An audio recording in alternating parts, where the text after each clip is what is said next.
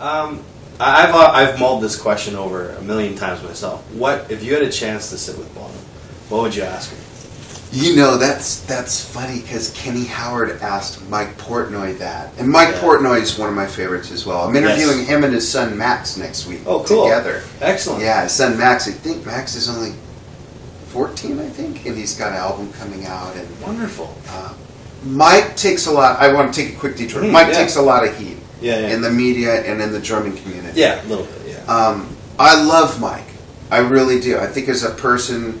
I don't know him as well as a lot of other people know him, but from what I know and from being around him, not just at interviews but events and stuff, I think he's a great guy. I really do. I think he's every bit as good as people give him credit for. Same with Neil. He takes a lot of heat for getting too much credit.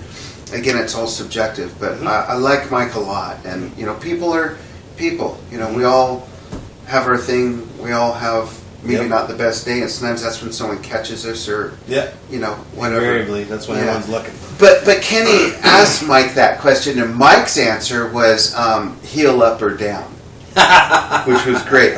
What would I ask John? Wow, I think I'd start the interview off asking about hot rods and automotive racing and motorcycles, because. Cool. I've been into that since I was a kid, and he was into that. I love talking to our guests about stuff that doesn't have to do with drumming. Exactly. I think it humanizes them more. Yeah.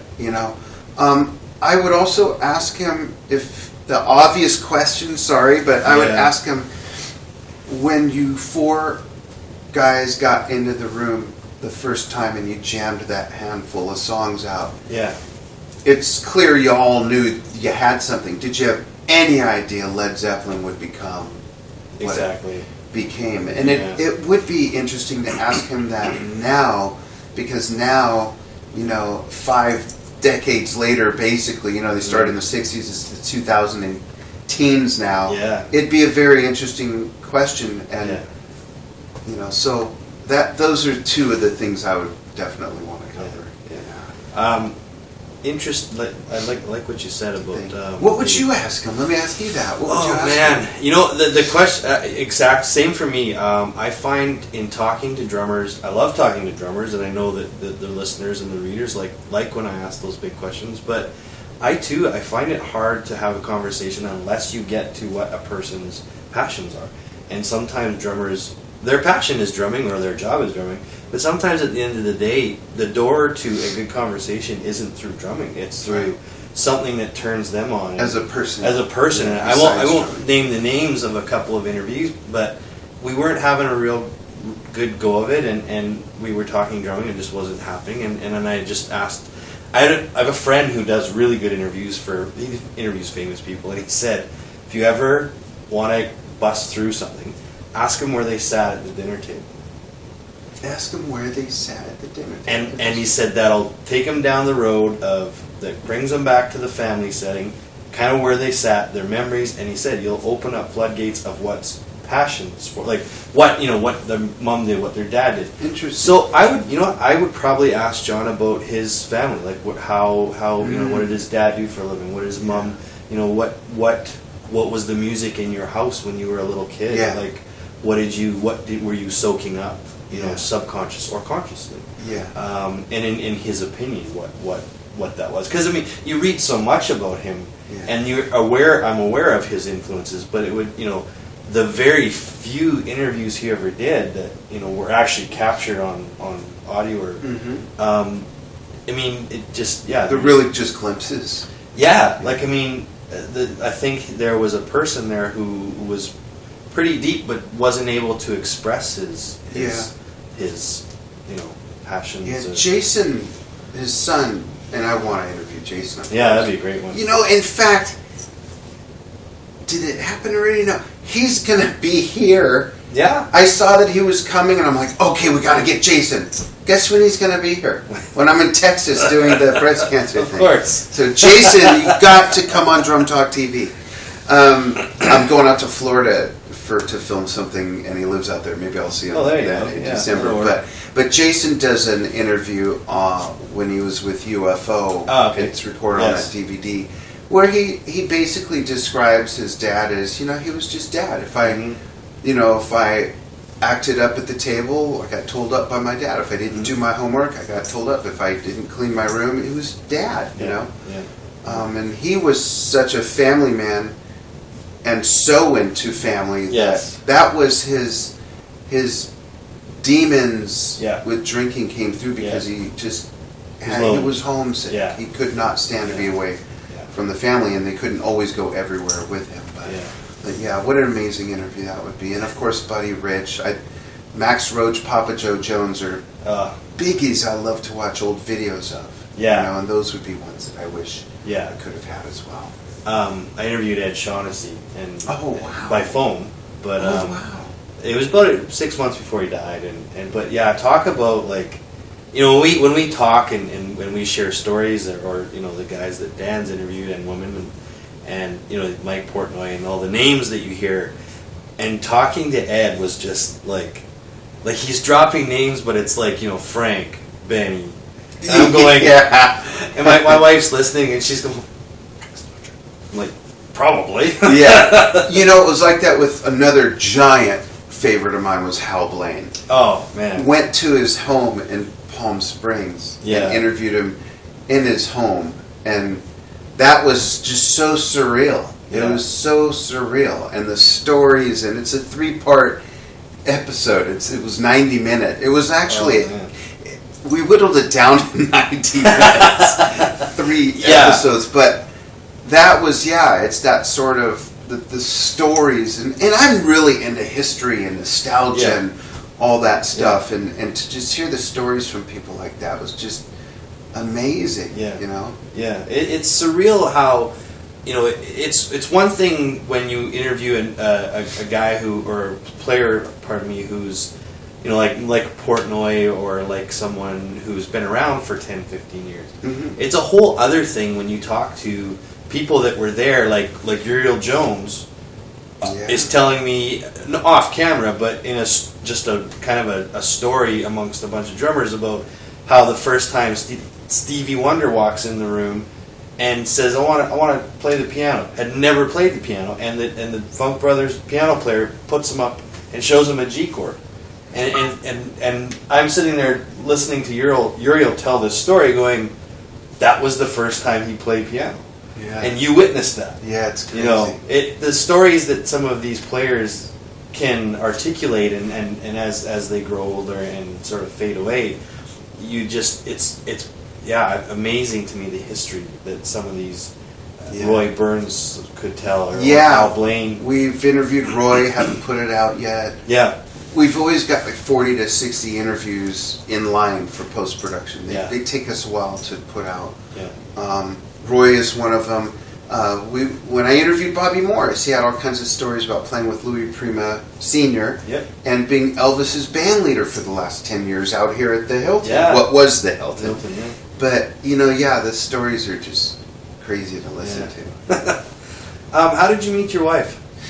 I met my wife is the very first and last blind date I ever went on. Wow.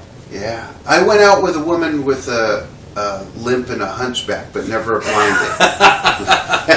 Yeah, we were set up.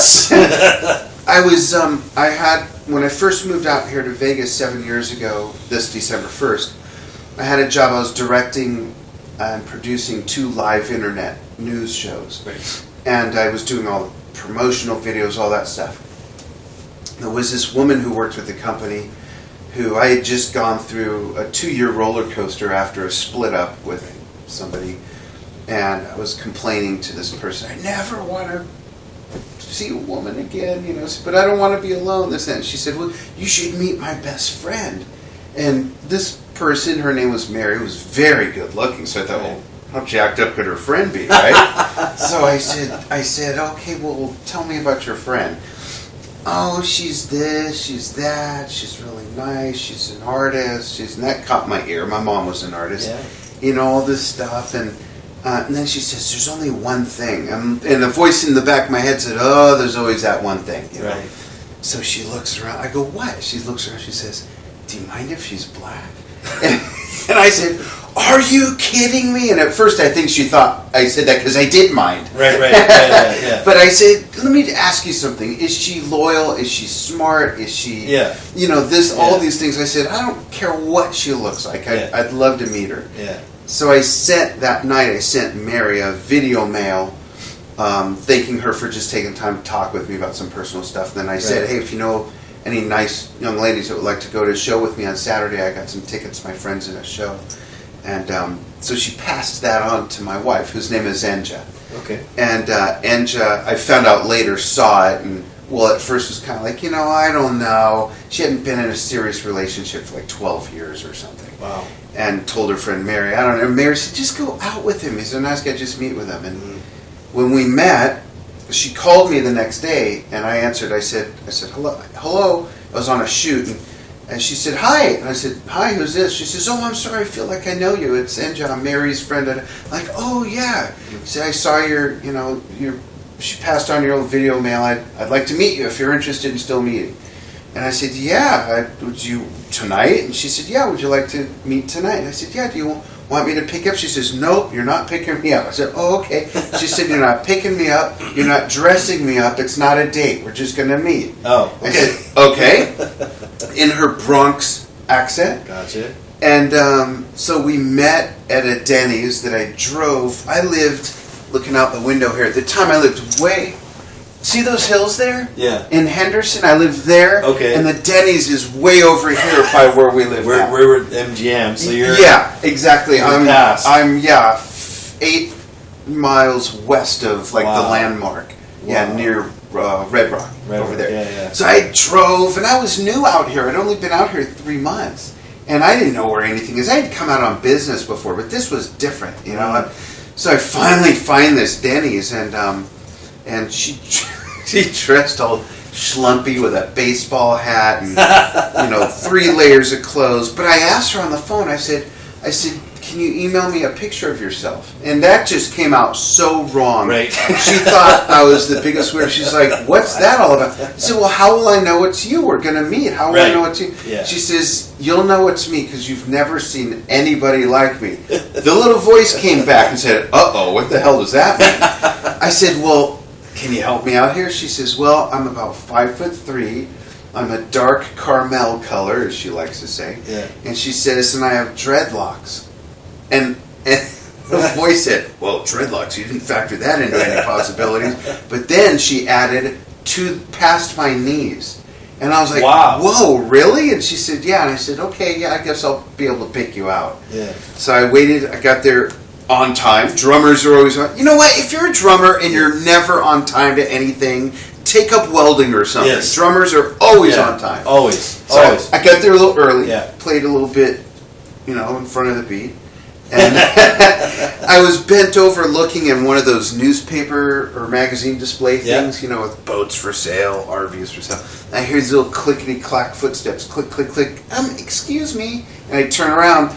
There was that person, that she described. I was like, wow. And we walked in, even though she had the baseball cap, 3 layers of sweatshirts, and, I used my x-ray vision and said, wow. Yeah. And the hair was like, and ever since that day, everywhere we go, of course, in her whole life with that hair before that, people are just like, oh my God, is that real? It's like, it's really interesting. And she grilled me for 2 hours over tea and biscuits about my whole life, about being married a couple times before, and my kids, and what kind of family do I come from, and on and on.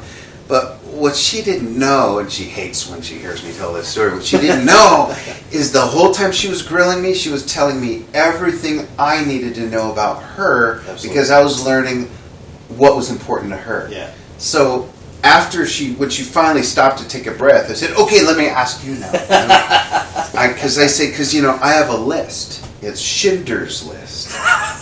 And so I went down my list and I asked. There was very little to ask her because of all the things I sort of learned. But I told her, I said, my mom was an artist, so I understand, the arts, and I told her I'm a drummer, and I wasn't playing or doing anything in music at the time. But I told her, I play drums, this and that. And I told her about, I had a cooking show on TV for about 4.5 years. I don't know if you knew that. I didn't know But that. yeah, I was your lovely host. Wonderful. And I did that. And so, and so I kind of like got so into her, I forgot about the show tickets I had the next night. So we're getting ready to go. She says, so tell me about this show for tomorrow. And my brain went snap, like, oh yeah. And I'm like, yeah, my friend is in Tony and Tina's Wedding. It's a Broadway show that's been out here in Vegas for years. Okay, yeah, I've seen that. And the audience is like the wedding guests. You know, you eat the buffet just like at a wedding. Yeah, for sure. It's really cool. It's a musical.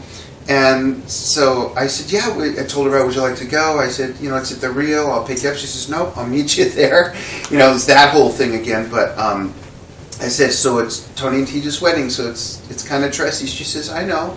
And I'm like, okay. So I put on my favorite suit, and I got there on time. Right on time. And I was waiting at the doorway to the concourse that connects the parking structure to the Rio.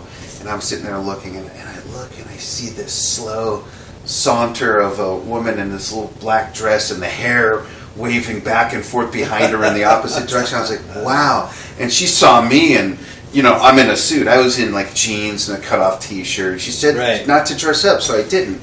And we looked like two totally different people. Right. And she slipped her arm into mine and said, wow, you really cleaned up nice. We held hands and all that stuff the whole night, and did the thing, went upstairs to Voodoo Lounge and just hung out a little bit. And she says, I never get to see the Strip.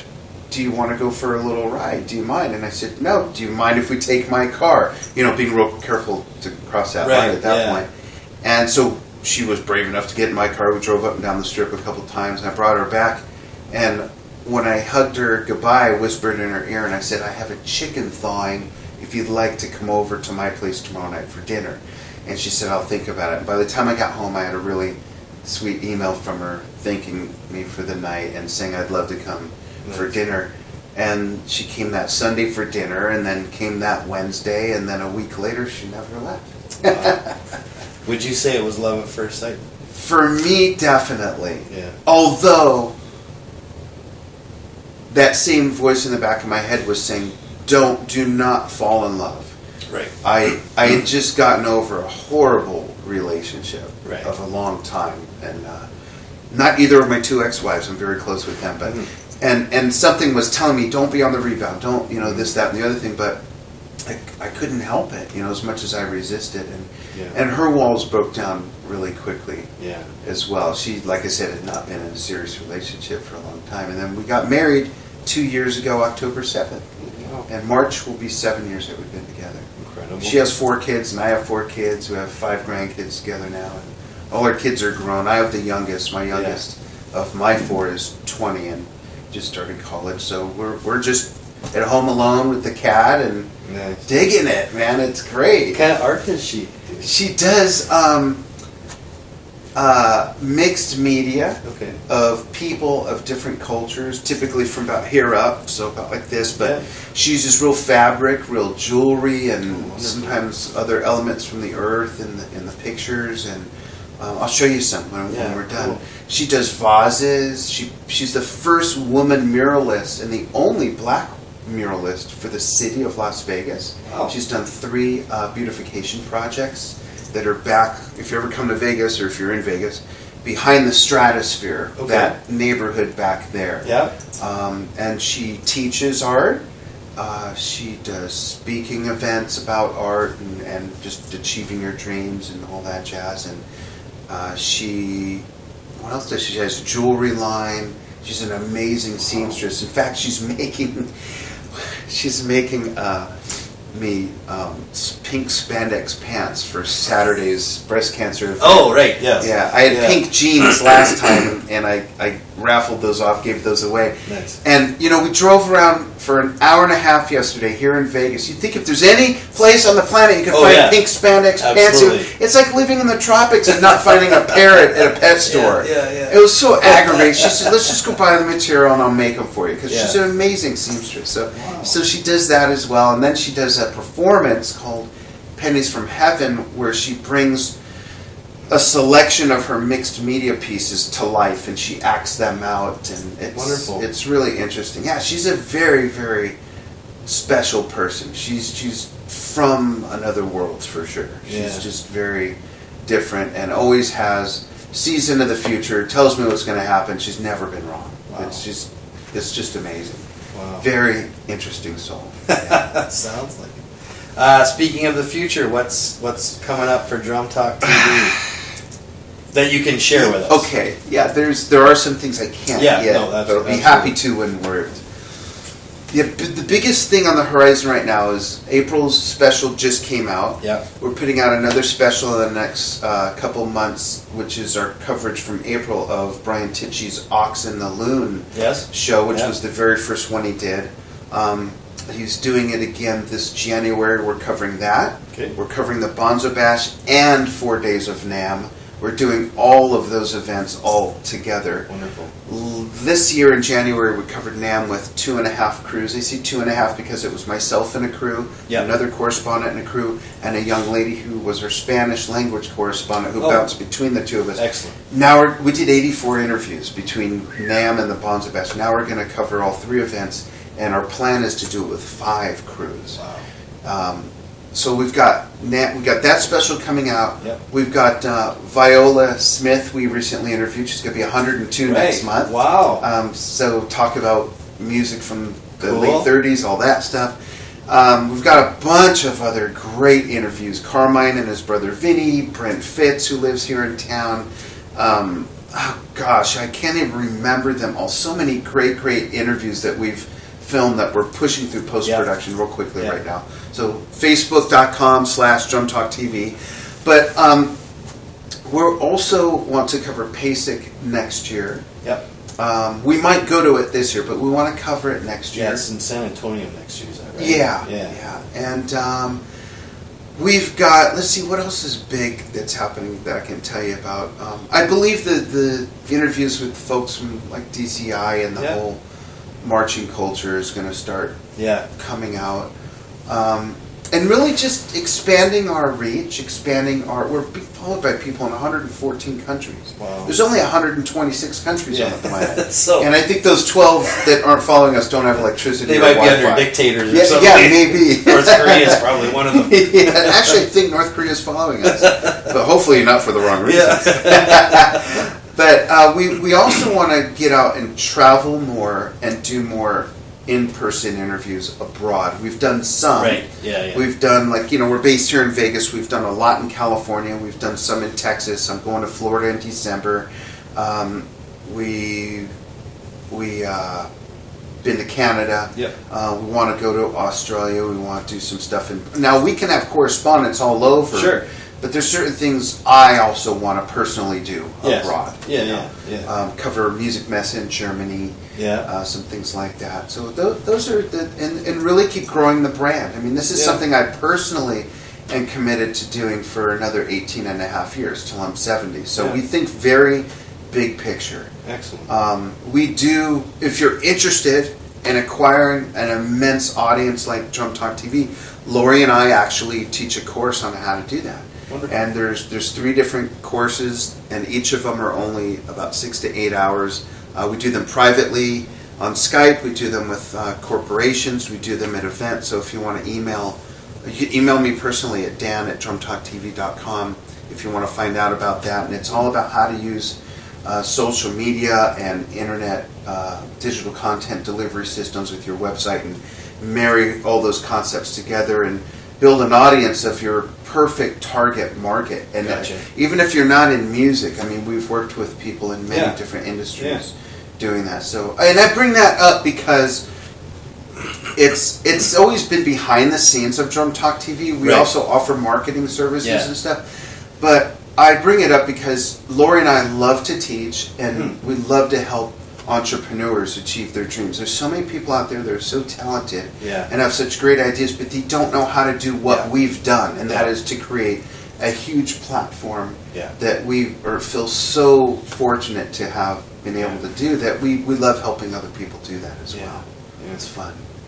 Dan, what a pleasure. Thanks, Sean, so much. It's an honor to be on the Black Page. Thank It you really very is. much. I appreciate it. Black Page readers, like, tweet, share the video. Also, I'd like to see your comments on either our Facebook page or our website. Your favorite Drum Talk TV episode. Ooh, thanks. Share that with the world, and as everything, share the education, because you really can't do anything with it if you just keep it to yourself. Thanks again for watching, and we'll see you real soon. Thanks, everyone. Thanks, Sean.